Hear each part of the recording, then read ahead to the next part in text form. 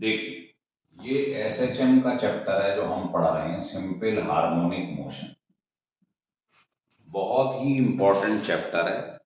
आज इसका लेक्चर 1 देखेंगे हम। तो पहले हम आपको जर्नल स्टडी कराएंगे कि पीरियोडिक मोशन क्या होता है, ऑसिलेटरी मोशन क्या होता है, सिंपल हार्मोनिक मोशन क्या होता है और उसके एग्जाम्पल। उसके बाद हम आपको बताएंगे इक्वेशन ऑफ एसएचएम क्या है, उससे कैसे डिस्प्लेसमेंट, वेलोसिटी, एक्सीलरेशन, ये सब चीजें निकाली जाती हैं। लेकिन आज का हमारा मेन लेक्चर जो रहने वाला है वो इन 3 टॉपिक के ऊपर है।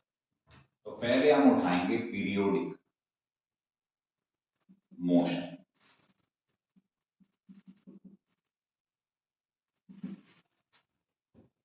और ये लिखा हुआ है हमारे पास ऑसिलेटरी मोशन। देखो, कंपेयरिंग करके पढ़ेंगे ना तो बड़ी जल्दी पढ़ जाएंगे। लिख लीजिए, ये हेडिंग डाल दो पहले।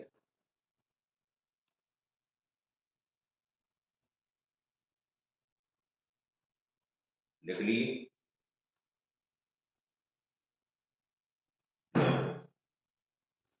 देखो, पीरियोडिक मोशन में क्या होता है, एक रेगुलर इंटरवल के बाद, आफ्टर रेगुलर इंटरवल,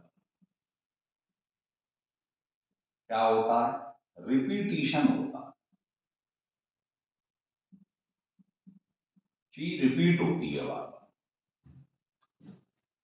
ऑसिलेटरी में क्या होता है, रिपीटिशन तो होता है,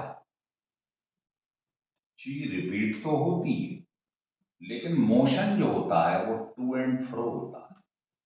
अंतर समझो दोनों में। इसी में से फिर निकल कर आएगा एसएच। देखो, पीरियोडिक मोशन में क्या होता है, पीरियोडिक का मतलब होता है रिपीटिशन।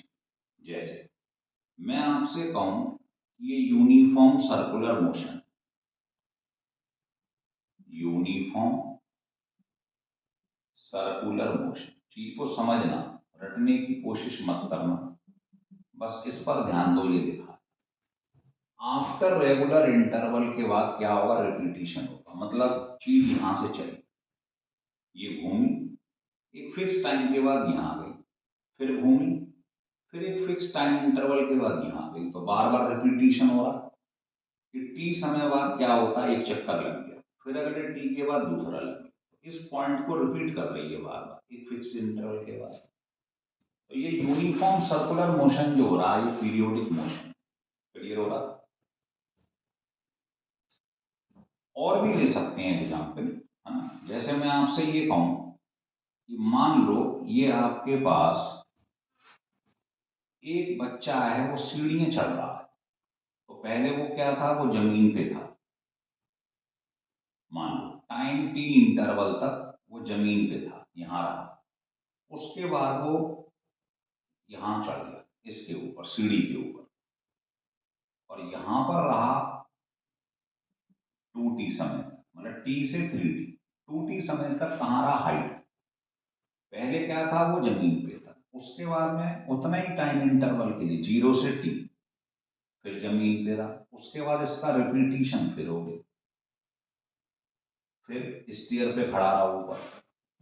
कितने टाइम इंटरवल के लिए, देखो, एक 0 से t, मतलब t समय के लिए जमीन पे रहता है। तो 3t से 4t तक तो जमीन पे रहा। और फिर उसके बाद जो ऊपर रहा वो एक फिक्स्ड इंटरवल के लिए, टी से टी कितना हो गया, 2t। इसका मतलब ये 6। समझ में आ रहा है। मतलब जो बच्चा था वो यहां पर क्या रहा, टी समय था जमीन पे। उसके बाद हाइट पे 2t समय, फिर जमीन पे t समय, फिर हाइट पे 2t। तो रिपीटिशन हो रहा। लेकिन इसमें और इसमें अंतर क्या है, इसमें टू एंड फ्रो। मतलब ये है, देखो, जैसे पेंडुलम, इसका मतलब ये है, ये इसकी मीन पोजीशन, इसके इधर और उधर, इसको ऐसे मोशन करना। मतलब एक पॉइंट बार बार क्या हो रहा, रिपीट हो रहा। तो इसमें टू एंड फ्रो मोशन होता है, इधर उधर, अबाउट द मीन पोजीशन। इसको बोलते हैं ऑसिलेटर। और इसी ऑसिलेटरी के अंदर ये तो कितना भी जा सकता है ऊपर। अगर मैं इसी के अंदर स्मॉल एम्पलीट्यूड ले लूं, ऑसिलेटरी मोशन ये ले पड़ा है जो, इसमें स्मॉल एम्पलीट्यूड ले लो, टू एंड फ्रो, मतलब ये जो मोशन है ना ये बहुत एंगल स्मॉल होना चाहिए। तो ये आपको जो चीज दिखाई दे रही है ये स्ट्रेट लाइन की तरह दिखाई दे रही है, इसी को बोलते हैं सिंपल हार्मोनिक मोशन। अब देखो इसमें जो भी ये पॉइंट था मान लो, एक फिक्स इंटरवल के बाद क्या हो रहा है इसका रिपीटिशन, फिर फिक्स्ड इंटरवल के बाद क्या हो रहा है रिपीटिशन। इसका मतलब एसएचएम जो है वो पीरियोडिक तो है। पीरियोडिक का मतलब ही क्या होता है, एक फिक्स्ड इंटरवल के बाद रिपीटिशन। तो सारे के सारे जो एसएचएम हो रहे हैं आर पीरियोडिक इन नेचर। लेकिन अगर आप ये कहें कि पीरियोडिक मोशन ये है ऑसिलेटरी या एसएचएम है, ये नहीं। क्यों?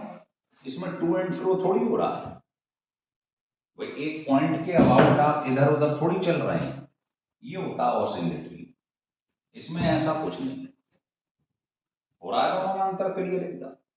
इसमें तो जहां भी आप जा रहे हैं, जैसे मान लो एक एग्जाम्पल और देख लो, है ना, ये एनसीईआरटी में भी दिया होगा कि जो एक इंसेक्ट है वो क्या करता है, वो एक हाइट तक ऐसे चढ़ता है, ये टाइम, ये धीरे धीरे ऊपर चढ़ा, फिर नीचे उतरा, फिर ऊपर चढ़ा, फिर नीचे उतरा। तो देखो जैसे जैसे टाइम बढ़ता जा रहा ये ऊपर चढ़ता जा रहा, ऊपर चढ़ता जा रहा, यहाँ मैक्सिमम हो, फिर नीचे उतर रहा, जीरो पे आके फिर चढ़ रहा। तो आप देख रहे हो एक फिक्स इंटरवल के बाद क्या होता है, रिपीटिशन करता है अपनी पोजीशन, बार बार चढ़ता है उतरता है चढ़ता है। तो टाइम फिक्स कर लो, उस टाइम के बाद में इसका रिपीटिशन होता जाता है। तो कहने का मतलब इस टाइप का जो मोशन होता है उसमें टू एंड फ्रो तो नहीं हो रहा, ठीक है ना, जो भी चीज चल रहा है फिक्स्ड इंटरवल के बाद उसका रिपीटिशन हो रहा, तो इसको बोलते हैं पीरियोडिक मोशन। लेकिन अगर ट्रू एंड फ्रो मोशन हो रहा है, समझ लो एक पॉइंट के अबाउट मोशन हो रहा है और उसका एम्पलीट्यूड अगर ज्यादा है तो ऑसिलेटरी है। अगर एम्पलीट्यूड आपने स्मॉल कर दिया ऑसिलेटरी मोशन में तो समझ लेना वो एसएचएम। ये एसएचएम की सबसे बड़ी कंडीशन है कि एंगल स्मॉल होना चाहिए। तो जितने भी एसएचएम वाले मोशन है वो नेचर में पीरियोडिक है क्योंकि रिपीटिशन हो रहा है, लेकिन किसके अबाउट, मीन पोजीशन। लेकिन पीरियोडिक में रिपीटिशन टू एंड फ्रो थोड़ी हो रहा है, इसका मतलब ये एसएचएम नहीं होता है, लेकिन ये सारे के सारे एसएचएम पीरियोडिक होंगे। हो गया क्लियर? जैसे आप यहां से ऊपर जा रहे हैं तो इक्वेशन क्या हो जाएगी बताना, अगेंस्ट ग्रेविटी। और नीचे आ रहे हैं तो इक्वेशन क्या हो जाएगी, अंडर ग्रेविटी। अब प्लस जी आ जाए, समझते हैं ना बात को, ये इक्वेशन इसमें अप्लाई हो जाएगी, लिख लीजिए। तो इसमें इंसेक्ट क्लाइंब कर रहा है ऊपर की तरफ, फिर नीचे उतर रहा है, फिर चढ़ रहा है, फिर नीचे उतर रहा है आफ्टर अ फिक्स इंटरवल, ठीक है ना। तो इसमें क्या होगा, फिक्स इंटरवल है, जैसे ये जमीन पर 30 सेकंड था, फिर स्टेयर पे ऊपर चढ़ गया एक बच्चा, और फिर यहाँ पर हाइट पे कितनी देर रहा 2t, फिर आ गया नीचे, फिर t, फिर ऊपर कितनी देर रहा, फिर 2t। तो रिपीटिशन हो रहा है फिक्स इंटरवल के लिए, तो ये पीरियड है, लिख लीजिएगा।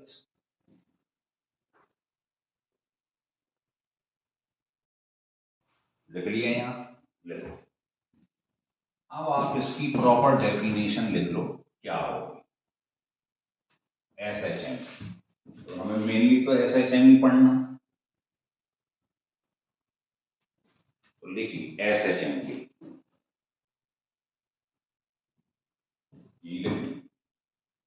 द पार्टिकल मूव्स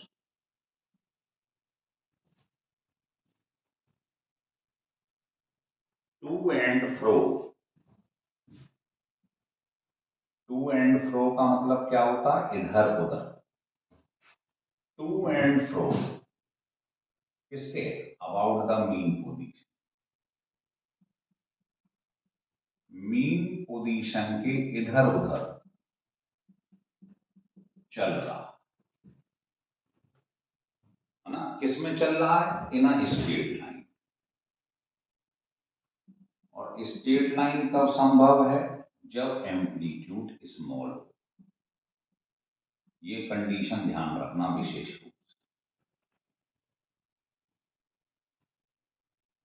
लिख लीजिए।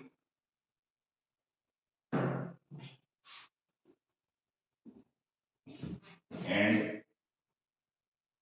क्या करता है, जैसे ये चल रहा है तो मीन पोजीशन के इधर उधर चलता है, और ये एंगल स्मॉल होना चाहिए। स्मॉल होगा तो ये आपको स्ट्रेट लाइन दिखाई पड़ेगी, समझे। एंड क्या होगा, उसके बाद रिपीट करेगा चीज। लिख लो।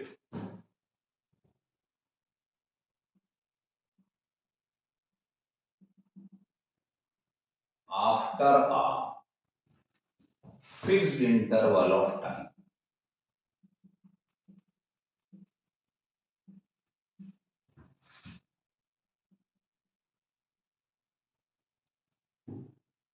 समझ में आ रहा, ये कहलाता है एसएच, सिंपल हार्मोनिक मोशन। ठीक है। और इसमें नोट करके एक बात और बता दूं, जब ये टू एंड फ्रो मोशन होता है तो आपने देखा है जैसे ये इधर जा रहा है तो पीछे की तरफ क्या लगता है, रिस्टोरिंग फोर्स। तो एसएचएम की कंडीशन समझ लो आप, लिखो द रिस्टोरिंग फोर्स, ये बहुत इंपॉर्टेंट है। रिस्टोरिंग फोर्स जो है ये क्या होगा, एक्टिंग ऑन द पार्टिकल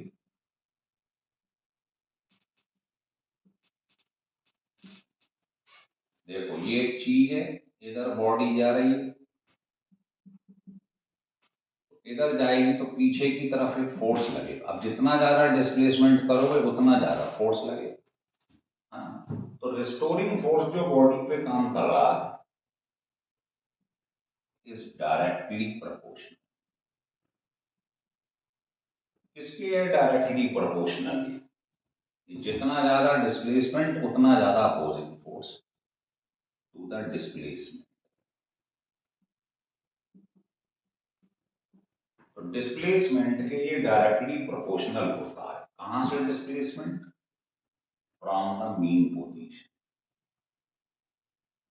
ये कंडीशन है, ध्यान रख लेना किसकी, एसएचएम की। जो फोर्स है ना वो डिस्प्लेसमेंट के डायरेक्टली प्रोपोर्शनल है। माइनस क्यों लगाया, क्योंकि अपोज कर रहा है, ये ध्यान रखना। F directly proportional to minus Y. तो इसका मतलब क्या होगा, आप समझ गए। इसका मतलब ये है कि अगर आप यहां पर कांस्टेंट लगा दें,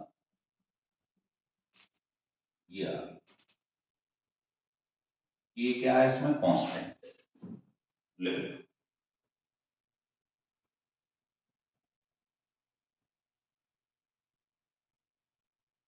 हो गया क्लियर, चलो।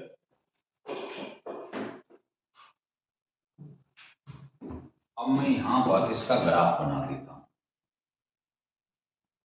मान लीजिए ये फोर्स, ये डिस्प्लेसमेंट,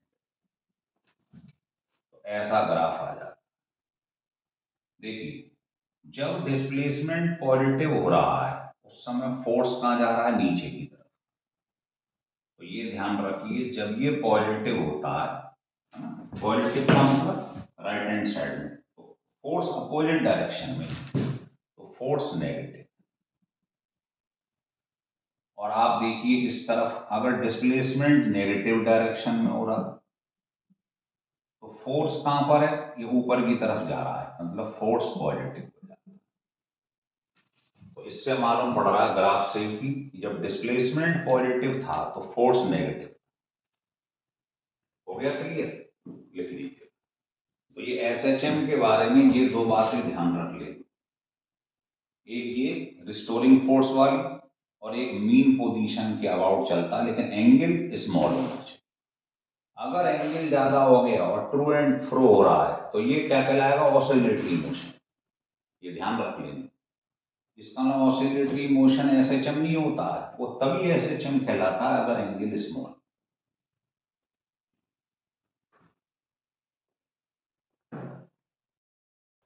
देखिए ये जो पढ़ा रहे हैं उसे ही आगे कंटिन्यू कर रहे हैं। तो हमें मालूम है एसएचएम के अंदर डिस्प्लेसमेंट की इक्वेशन ये होती है, ये डिस्प्लेसमेंट है, ए एम्पलीट्यूड है, इसको कहते हैं इनिशियल फेज ओमेगा टी या फेज एंगल। अब आपने क्या करा, ये नंबर 1 इक्वेशन है, तो हमें डिस्प्लेसमेंट, वेलोसिटी, एक्सीलरेशन, ये सब काइनेटिक, पोटेंशियल और टोटल एनर्जी फाइंड कर। तो ये बड़ा ही इंपॉर्टेंट पोर्शन है जो हम पढ़ रहे हैं। तो हमें सबसे पहले इक्वेशन ऑफ एसएचएम मालूम होना चाहिए। इसमें क्या करेंगे, हमने पढ़ा है ये बात कि डिस्प्लेसमेंट को अगर हम डिफरेंशियल कर दें टी की रिस्पेक्ट में तो क्या आ जाती है, वेलोसिटी। तो इसका डिफरेंशियल क्या होगा, इसको आप थीटा मान लें, साइन थीटा का क्या होता है, कॉस थीटा, और फिर ओमेगा टी जो थीटा माना है उसका डिफरेंशियल करा तो क्या आ गया ओमेगा, तो ये आ गई वेलोसिटी। देखो ये ध्यान रखना, ये कॉस आ रहा है इसके अंदर, कॉस आ रहा है, इसका मतलब आप जानते हो ग्राफ जब बनाओगे तो कॉस 0 की वैल्यू क्या होती है, 1, मतलब ये मैक्सिमम से स्टार्ट होता है ये ऐसे वेलोसिटी। और डिस्प्लेसमेंट में आ रहा है साइन, ये छोटी छोटी बात नहीं, ये डिस्प्लेसमेंट है, ये टाइम। तो बताइए साइन 0 की वैल्यू क्या होती है, थीटा को 0 मान लीजिए, साइन 0 की वैल्यू क्या होती है, 0। तो ये यहां से स्टार्ट, साइन कर्व ऐसे बनता है। तो डिस्प्लेसमेंट का ग्राफ ऐसे, वेलोसिटी में कॉस आ रहा है तो ये ऐसे कोसाइन कर्व बनेगा। अब आप इसमें काम करिए, ये जो कॉस ओमेगा टी दिखाई दे रहा है इसे लिख लो under root 1 minus sine square omega T. आप जानते हैं sine square theta plus cos square theta 1। तो यहां से कॉस थीटा की वैल्यू निकालोगे तो यही तो आ जाएगा, तो इसमें कुछ रटने का तो है नहीं। तो कॉस थीटा की वैल्यू लिख दी under root 1 minus sine square theta, theta में ओमेगा टी, और इसकी वैल्यू पुट कर दी। बताइए साइन ओमेगा टी की वैल्यू यहां से क्या आ रही है, वाई अपॉन, ये हो जाएगा। तो सॉल्व करके वेलोसिटी जो है वो ये आ जाएगी,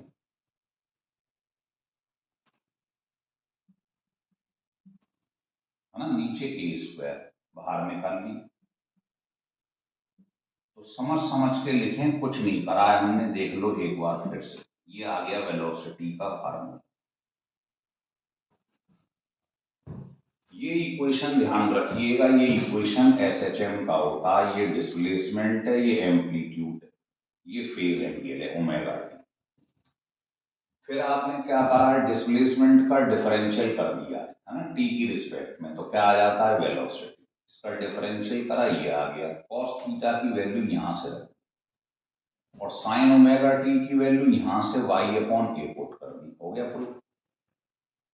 अब आप ये बताइए वेलोसिटी मैक्सिमम कहां होती है, कहां होती है, मीन पोजीशन पर। भाई जैसे ये पेंडुलम है, ये मान के चलिए, तो ये मीन पोजीशन है, और जब ये एक्सट्रीम पर आएगा यहां तो क्या होगा, सोच लो। भाई यहां पर चीज आएगी तो रुक जाएगी, फिर लौटेगी, क्योंकि जब ये इधर जाएगा तो आपने सुना है इसका अपोज कौन करता है, रिस्टोरिंग फोर्स, जिसे रोकेगा बार बार। तो यहां जाके स्पीड बिल्कुल 0 हो जाएगी, फिर लौटेगी। तो एक्सट्रीम पे वेलोसिटी 0 होती और यहाँ मैक्सिमम।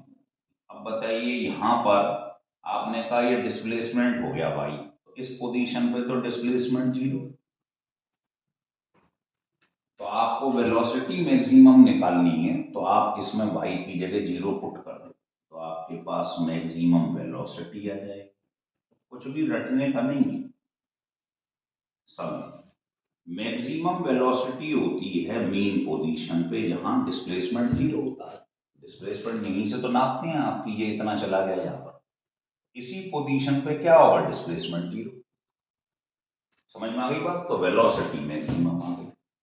जैसे ही वेलोसिटी आ जाए आप काइनेटिक एनर्जी निकाल लो। क्या फार्मूला होता है? Half M V square. V की वैल्यू ये पुट कर दो, तो बताइए ये आ गया कि नहीं आ गया? तो ये काइनेटिक एनर्जी का फार्मूला हो गया। अब जहां वेलोसिटी मैक्सिमम है वहीं काइनेटिक एनर्जी मैक्सिमम है ना, क्योंकि वेलोसिटी मैक्सिमम होगी तो काइनेटिक एनर्जी मैक्सिमम होगी, मतलब मीन पोजीशन। तो काइनेटिक एनर्जी भी यहाँ मैक्सिमम, मतलब वाई की जगह जीरो पुट कर दिए। तो आपको मैक्सिमम काइनेटिक एनर्जी निकालनी हो तो हाफ एम वी स्क्वायर, तो वी क्या रख देंगे, मैक्सिमम।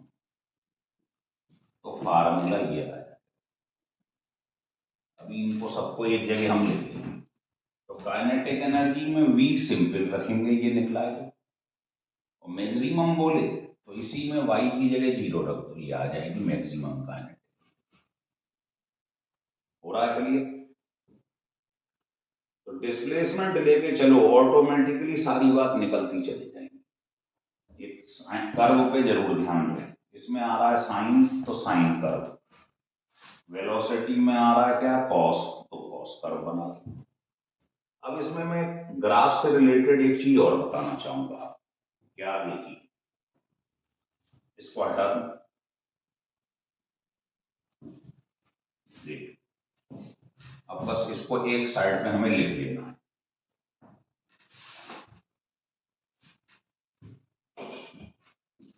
अभी जो हमने वेलोसिटी निकाली है प्रूफ करके, ये टिप्स पे होनी चाहिए। मैक्सिमम क्या थी, जब वाई जीरो था। काइनेटिक एनर्जी क्या है, हाफ एम वी स्क्वायर, इसकी वैल्यू है। कोई पूछे मैक्सिमम काइनेटिक एनर्जी क्या है, तो वेलोसिटी ये वाली, मतलब वाई इसी में जीरो रख दो, कुछ रटने का नहीं। तो ये हमने प्रूफ कर लिया।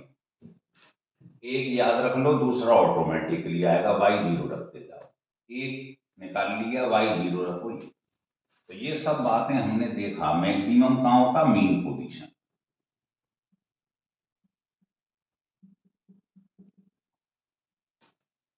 वेलोसिटी जीरो हो जाती है, मतलब काइनेटिक एनर्जी जीरो हो जाती है। कहां पर, एक्सट्रीम पोजीशन। जब बॉडी यहां पर होती है, यहां,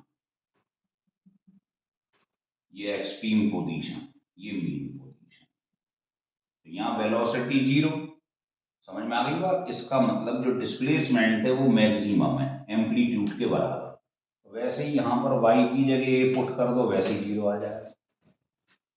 हो रहा है क्लियर? आप लिख लें।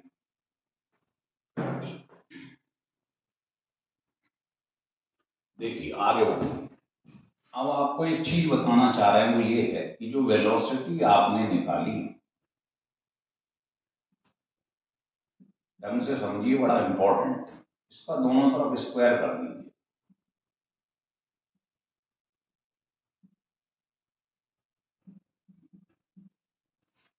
ये कर दीजिए, आ रहा है समझ में आपके? दोनों तरफ स्क्वायर कर दीजिए। कर लिए? ठीक है। अब आप क्या करो, आप चाहते हो वेलोसिटी में, है ना, और डिस्प्लेसमेंट के बीच में ग्राफ बनाया जाए। तो क्या करेंगे, यहां लिख देता हूं, वेलोसिटी वर्सेस डिस्प्लेसमेंट। इसमें ग्राफ बनाना है। वेलोसिटी और टाइम में तो मैंने बता ही दिया है, कोसाइन कर्व बनता है। तो इसके लिए आपने क्या करा, इसको एक साइड में ले आए आप, है ना, ठीक।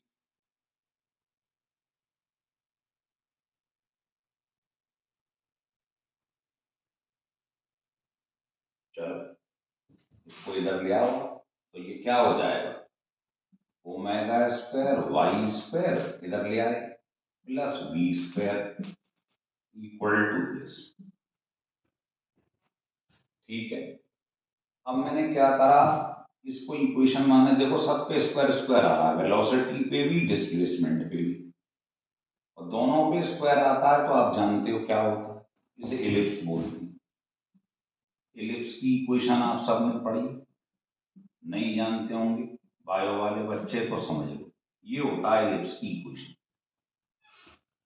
तो मैंने क्या करा, इसमें इक्वल टू 1 होना चाहिए, तो इसको क्या करा, हर चीज को मैंने इससे डिवाइड कर दिया।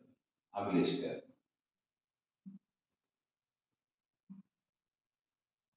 इससे डिवाइड कर दिया,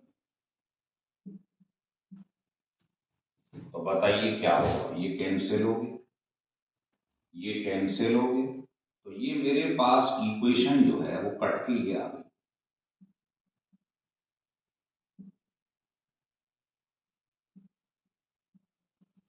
ये आ गई।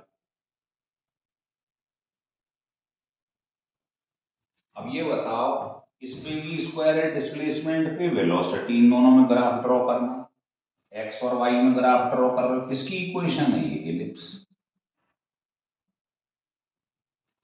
ठीक है, तो ग्राफ कैसा है, ग्राफ ऐसा है, इलिप्स, जैसे अर्थ है वो इलेप्टिकल होती है ऐसे। ये एक्स एक्सिस, ये वाई एक्सिस, है ना, तो ये डिस्प्लेसमेंट है, इसको मैंने इधर रखा है, ये वाई है, इसको क्या लिया है, वेलोसिटी ऐसे लिखता हूं, और ये डिस्प्लेसमेंट है हॉरिजॉन्टल डायरेक्शन। तो जब वाई जीरो था, सोचिए वाई जीरो था, तो यहां जीरो पुट कर दो तो वेलोसिटी क्या आ जाएगी, सोचिए, ये आ गई प्लस माइनस। जैसे ही आप वाई जीरो रखोगे मीन पोजीशन, तो वेलोसिटी मैक्सिमम आ जाएगी। वेलोसिटी इस डायरेक्शन में मैक्सिमम कितनी होगी, ओमेगा ए, और इधर प्लस माइनस का मतलब इधर माइनस का, तो ये मैक्सिमम है। तो मीन पोजीशन पर, मतलब जब वाई जीरो है, इस एक्सप्रेशन से देख लो आप, तो वी की वैल्यू ये आ गई वैल्यू मीन पोजीशन, ये मीन पोजीशन ओ। ठीक है, और जब आपने v जीरो रख दिया, वेलोसिटी तो y कंपोनेंट ये जीरो कर दिया, तो इसको जीरो रख दो, तो y क्या आ जाएगा सॉल्व करके, प्लस माइनस से। तो जब v जीरो है ना, मीन पोजीशन पे, तो डिस्प्लेसमेंट कितना आ रहा है इसमें, ये जीरो रखने पे प्लस माइनस। तो जब v जीरो है तो y की वैल्यू आ रही है कितनी, ये हो गया एम्पलीट्यूड, प्लस ये हो गया माइनस। तो अगर पेपर में ये आ जाए कि इसके और इसके बीच में ग्राफ ड्रॉ करो, तो आपका आंसर क्या होगा, इलिप्स। ये आ गई इक्वेशन, इसे रिजेंबल कर, तो इलिप्टिकल कर्व आएगा। और इससे ये भी प्रूव हो जाता है वैल्यू रखने पे मीन पोजीशन पे कि मैक्सिमम वेलोसिटी कितनी है और डिस्प्लेसमेंट कितना। समझ में आ गई बात, तो ये बहुत ही इंपॉर्टेंट पोर्शन था ये वाला, खासकर जो लिखा है, लिख लीजिए।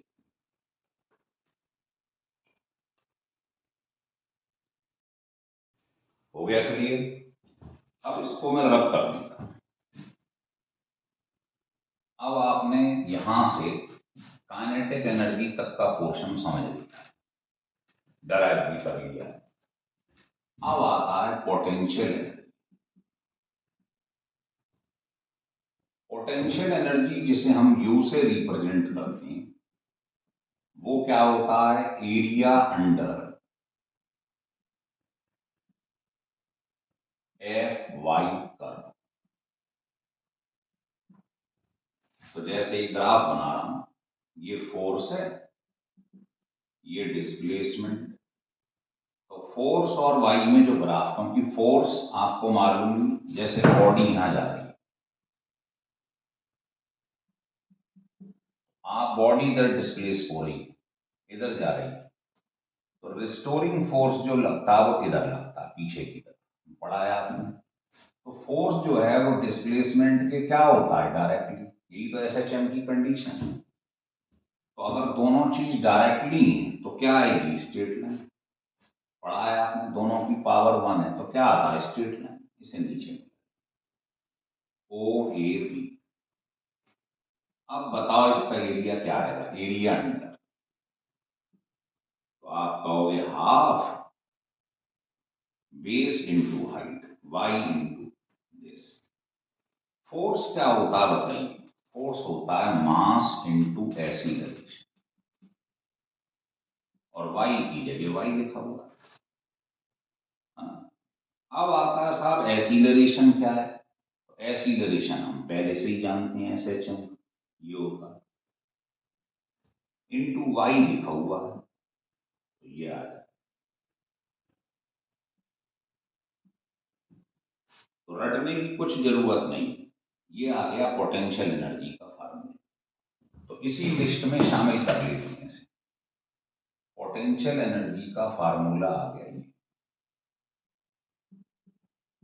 और मैक्सिमम कोई पूछ ले तो मैक्सिमम पोटेंशियल एनर्जी कहाँ होती है, HB। भाई देखो मीन पर काइनेटिक एनर्जी मैक्सिमम है, तो आपसे कोई पूछे ये मीन है और ये एक्सट्रीम, तो जहां काइनेटिक एनर्जी मैक्सिमम होती है, आपने सुना है, वहां पोटेंशियल क्या होता है, जीरो, एनर्जी तो कंजर्व रहती है।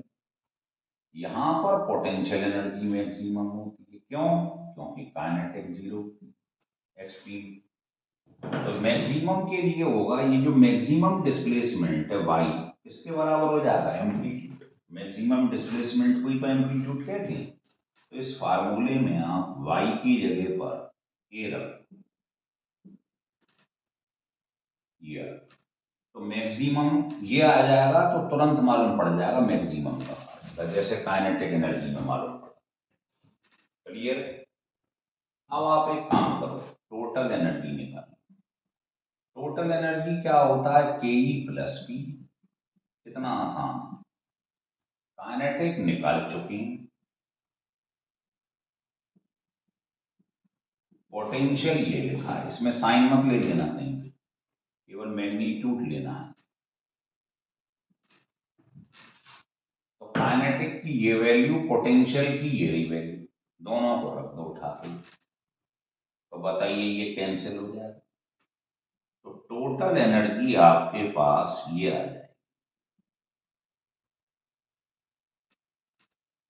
इसमें ओमेगा भी, चलो कोई बात नहीं।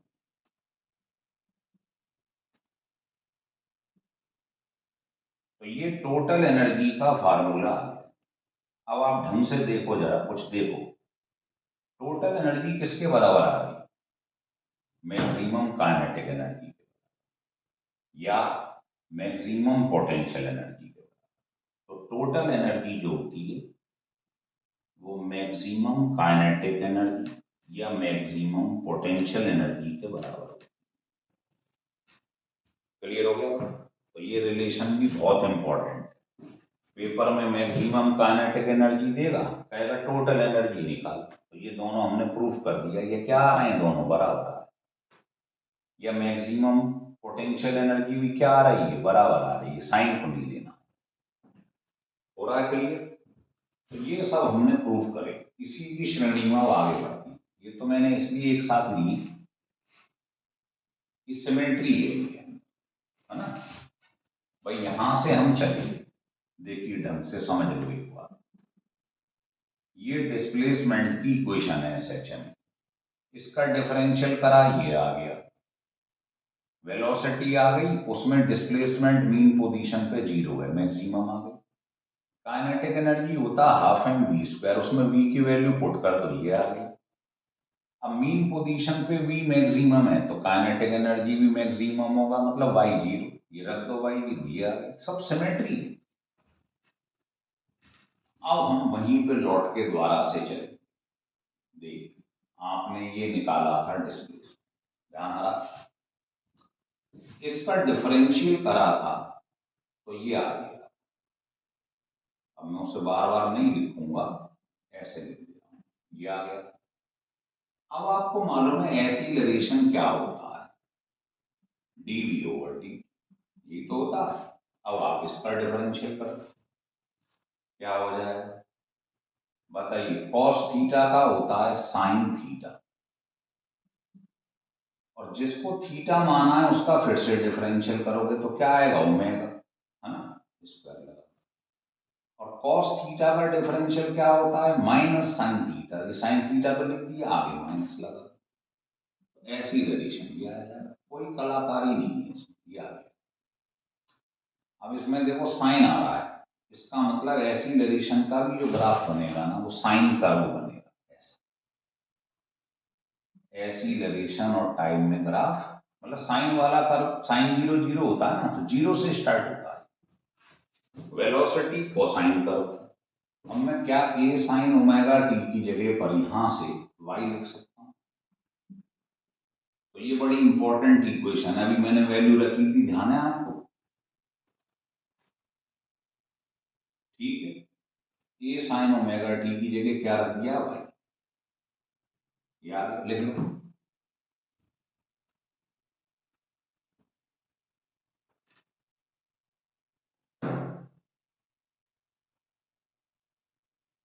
ठीक, चलिए अब आप ये बताइए, ऐसी रिलेशन को अगर मैं ओरिजिनल टर्म में लिखूं, इसका 2 बार डिफरेंशियल कर दूं, तो एक बार करने पे वी आ रहा है, और वी का कर दिया तो ऐसी रिलेशन, तो ऐसी रिलेशन को आप ये भी कह सकते हैं कि डबल डिफरेंशियल ऑफ डिस्प्लेसमेंट, यही होता है ऐसी रिलेशन। तो ये क्या आ गया ऐसी रिलेशन, बताना,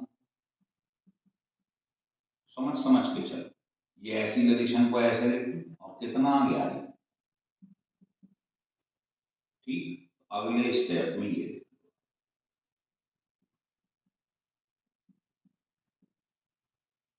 तो ये कहलाता है, बहुत ही इंपॉर्टेंट है, डिफरेंशियल इक्वेशन ऑफ एसएच।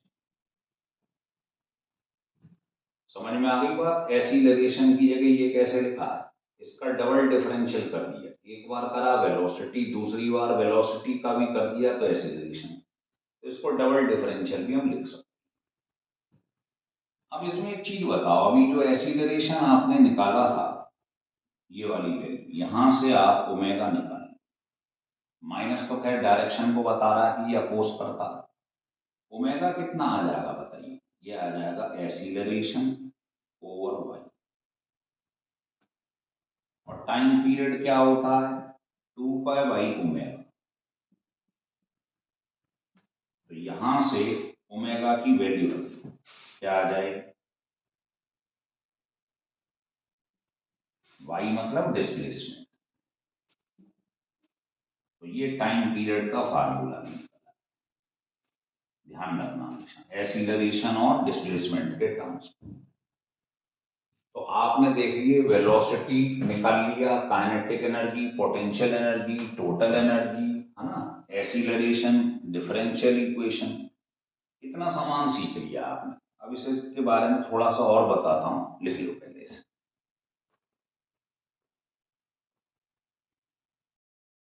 हो गया यहां तक क्लियर, चलिए अब हम इसमें ये देखेंगे जो आप पढ़ रहे हैं,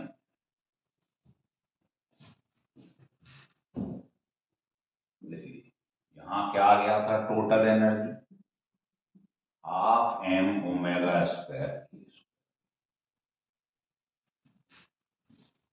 अगर हम आपसे बात करें मीन पोजीशन, वैसे तो मैंने बता दिया, लेकिन फिर भी मैं बता रहा हूं एक बार और, जैसे ये मीन पोजीशन, मीन पोजीशन क्या होता है, जिसको आप इक्विलिब्रियम स्टेज कहते हैं,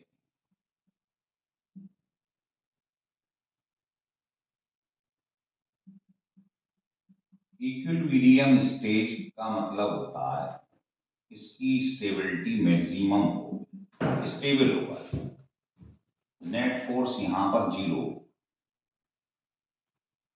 है ना, तो नेट फोर्स क्या होता है यहाँ 0, ये है एक्सट्रीम पोजीशन, इस पर बाद में चर्चा करेंगे, एक्सट्रीम पोजीशन, ये मीन। तो मीन पोजीशन पर अब ये भी मैंने बताया था, वेलोसिटी 0, सॉरी मैक्सिमम, क्योंकि यहां जाओगे तो ची रुक जाएगी फिर लौटेगी, तो वेलोसिटी मैक्सिमम जिसका फार्मूला अभी हमने पढ़ लिया, ये मैक्सिमम, ठीक है। मीन पोजीशन का मतलब डिस्प्लेसमेंट 0, तो जैसे ही यहां पर आप डिस्प्लेसमेंट 0 रखोगे तो मैक्सिमम आ जाएगा। तो वेलोसिटी मैक्सिमम मतलब काइनेटिक एनर्जी में, है ना, वो हमने भी सॉल्व करके निकाल लिया। Half M V square, V की जगह ये रख। फोर्स कितना होता है यहां पर, भाई स्टेबल फॉर्म में तो नेट फोर्स क्या होगा, जीरो। भाई जब आप इधर जाओगे तो पीछे की तरफ क्या लगेगा, रिस्टोरिंग फोर्स, लेकिन आप जब यहीं पे खड़े हो तो फोर्स कहाँ लगेगा, कहीं नहीं। फोर्स हमेशा कहाँ लगता है, मीन पोजीशन की तरफ, और आप जब खड़े ही मीन पोजीशन पर हो तो फोर्स क्या होगा, जीरो। और आप जानते हो फोर्स क्या होता है, मास इनटू एक्सीलरेशन। जब फोर्स जीरो है तो एक्सीलरेशन भी जीरो। समझ में आ रही है बात। तो टोटल एनर्जी क्या होती है आप जानते हो, के ई प्लस पी। तो यहाँ पोटेंशियल एनर्जी क्या होती है, जीरो। क्यों, क्योंकि काइनेटिक एनर्जी मैक्सिमम। तो टोटल एनर्जी इसके बराबर है, और वो कितनी होगी, ये सारी बातें मैंने आपको बता दी है मीन पोजीशन के बारे में। अगर हम बात करें एक्सट्रीम पोजीशन की तो क्या होगा, सोचिए। एक्सट्रीम पर क्या होता है, जो मैक्सिमम डिस्प्लेसमेंट है मतलब वाई एम्पलीट्यूड के बराबर होता है, जानते हैं। अब यहां पर वेलोसिटी मैक्सिमम थी, वहां जाएगा तो क्या होगा, इधर क्या लग रहा है पीछे, रिस्टोरिंग फोर्स। तो यहां जाके वेलोसिटी जीरो होगी, तभी तो पीछे लौट के आएगा। तो यहां वेलोसिटी जीरो, और जहां वेलोसिटी जीरो है इसका मतलब काइनेटिक एनर्जी जीरो है। Half M V square, V zero है, काइनेटिक एनर्जी जीरो। और जहां काइनेटिक एनर्जी जीरो होती है वहां पोटेंशियल एनर्जी मैक्सिमम। कितनी, मैक्सिमम पोटेंशियल एनर्जी। समझ में आ रहा है, रटना कुछ नहीं है बस। यहां पर फोर्स कितना था, जीरो। वहां जब जाओगे तो ये एक्सट्रीम पोजीशन है, मतलब सबसे ज्यादा फोर्स लगेगा इसे खींचने के लिए मीन पोजीशन की तरफ। फोर्स मैक्सिमम है, मतलब एक्सीलरेशन भी मैक्सिमम हो। फोर्स एम ए होता है। तो फोर्स मैक्सिमम क्या होगा, उसके लिए पहले एक्सीलरेशन देख लो आप। तो एक्सीलरेशन का फार्मूला अभी हमने क्या प्रूफ करा था, ध्यान। तो मैक्सिमम एक्सीलरेशन क्या होगा, y की जगह पर क्या पुट कर दूं मैं, एक्सट्रीम पर। तो ये मैक्सिमम एक्सीलरेशन है, एक्सट्रीम पर मैक्सिमम एक्सीलरेशन है। और फोर्स क्या होता है, मास इनटू एक्सीलरेशन। तो ये हमारे पास मैक्सिमम फोर्स आ गई। सब इंटरलिंक्ड है चीजें। अब आप मुझे बताओ टोटल एनर्जी क्या होती है, के ई प्लस पी। तो इस पोजीशन पर काइनेटिक तो जीरो है, तो केवल पोटेंशियल एनर्जी क्या है इस पोजीशन पे, मैक्सिमम। और टोटल एनर्जी आपको मालूम कंजर्व रहती है, ये रख दो। हो रहा है क्लियर। तो मीन को और एक्सट्रीम को ढंग से समझ लो, इस पर काफी क्वेश्चन बनते रहते हैं पेपर में। तो अभी हमने जो पढ़ा है kinetic energy, potential energy and total energy, इसका अगर एक ग्राफ देखें तो देखिए ये जो है ये मीन पोजीशन, और मान लो ये एक्सट्रीम।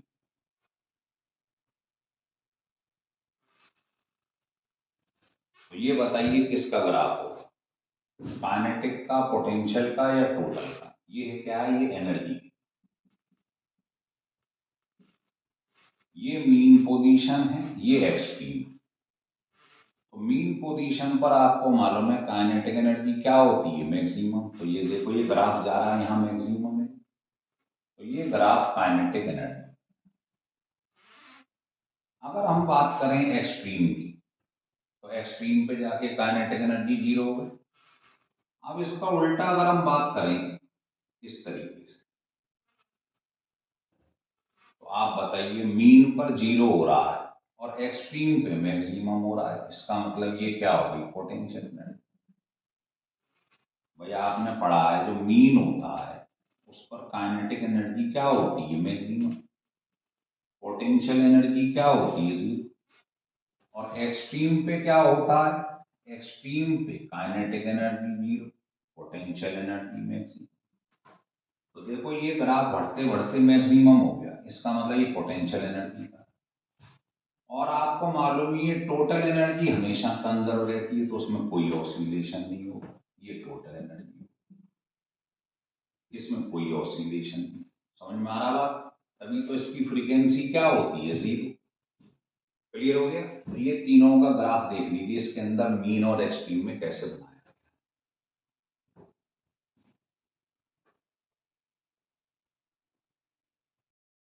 हो गया क्लियर यहां तक? अब इसके अगर हम आगे देखें तो थोड़ा सा कॉन्सेप्ट और समझें। बहुत ही इंपॉर्टेंट चैप्टर है जो आप पढ़ रहे हैं, बहुत क्वेश्चन बनते हैं। कोई चैप्टर ही नहीं है फिजिक्स का, चाहे इलेक्ट्रिसिटी हो, मैग्नेट हो, साउंड हो, हीट हो, फ्लूइड हो, सबके ऊपर क्वेश्चन बनते हैं। तो बताइए इससे इंपॉर्टेंट कोई चैप्टर होगा? जैसे जैसे ढंग से पढ़ना, ठीक है ना। अब इसमें क्या देखेंगे हम, यहां तक तो हम समझ गए बात, ठीक है। तो मैं नोट करके कुछ बातें बताना चाह रहा हूं, वो समझो। देखो, इफ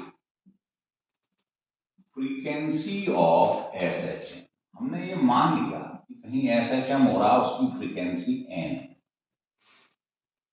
और time period T, S H M time period T.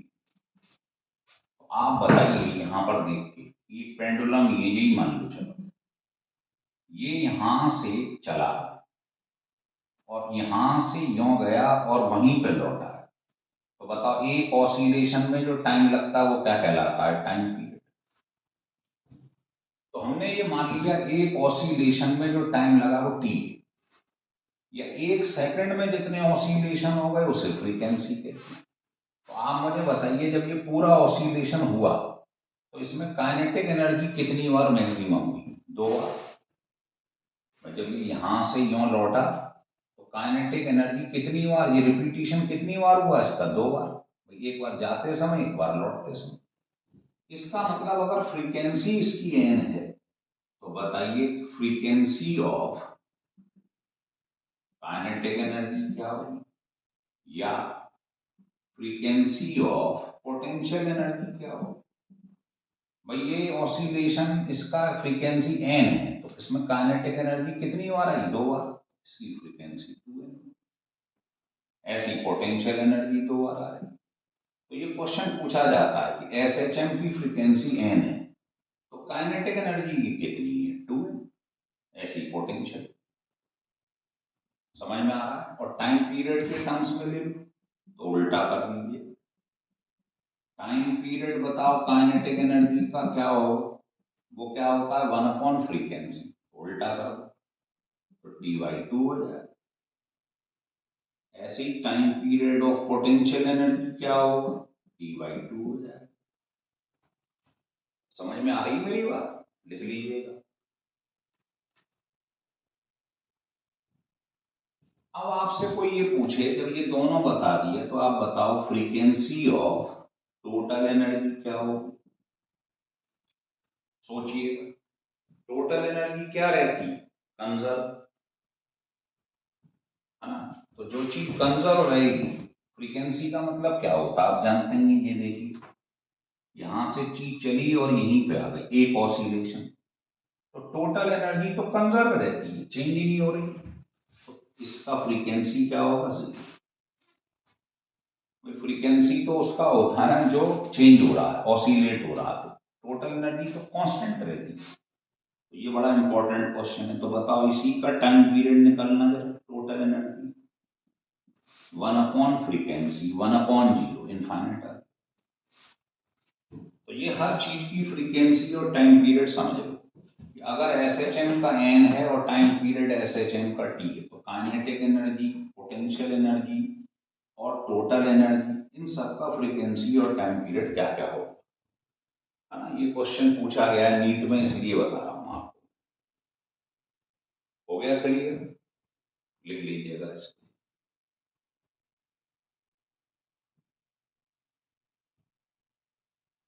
चलो, अब एक चीज और बताएं, फिर इसके आगे क्वेश्चन वोश्चन देखेंगे हम। कि अगर आपसे कोई कहे एवरेज काइनेटिक एनर्जी क्या होगी या एवरेज पोटेंशियल एनर्जी क्या होगी, तो आपको कुछ नहीं करना, जितनी आपने काइनेटिक एनर्जी निकाली हुई है उसका हाफ कर दो, टोटल एनर्जी, सॉरी, बस। भाई टोटल में से आधी क्या होती है? काइनेटिक एनर्जी, आधी पोटेंशियल, यही तो होता है। तो आपको कुछ नहीं करना है, हाफ, इसमें पहले ही फार्मूले में टोटल एनर्जी में हाफ आ रहा, तो ये फार्मूला बन गया। तो पेपर में अगर एवरेज काइनेटिक एनर्जी पूछे तब भी यही फार्मूला, एवरेज पोटेंशियल पूछे तो भी यही है। तो बड़ा इंपॉर्टेंट फार्मूला है, ध्यान।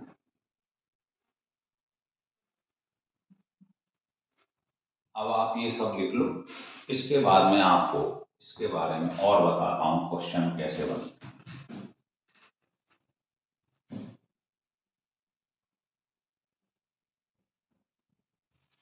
लिख लो,